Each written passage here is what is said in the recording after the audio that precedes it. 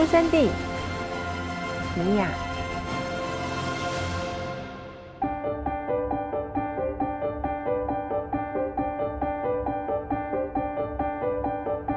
这里的阳光反射着美丽的风景，却不适合打交道。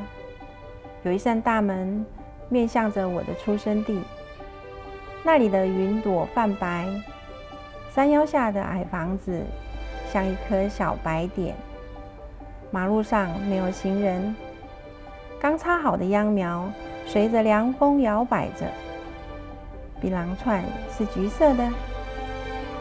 8月某一天，花东纵谷明媚且妖娆，我骑着机车来更高的地方看看你。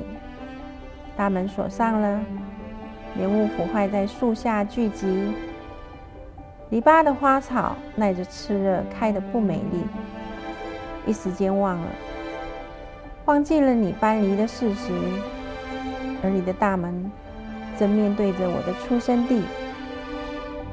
我的身上需要一个口袋，存放你永恒的信念。尽管生命会同花儿落尽，那花儿也不曾发抖。从遥远你炯炯的眼神里，那灵魂从未曾屈服。没有比这里更美好的了。山峰披上明艳晨光，漫漫尘烟未染处，你的大门对着我的出生地。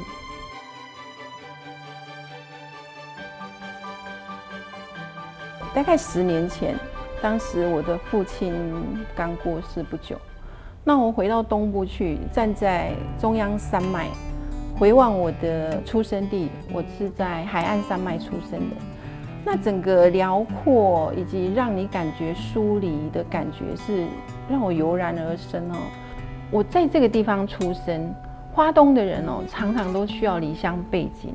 那你从高处看到你的出生地，那个感触非常的多，感觉你跟这个土地很亲近，可是你又常常有被遗弃的感觉，因为你跟它若即若离，感觉就像中央山脉跟海岸山脉之间很近，但是我又没有办法说它就是我的故乡，所以出生地变得有一点陌生。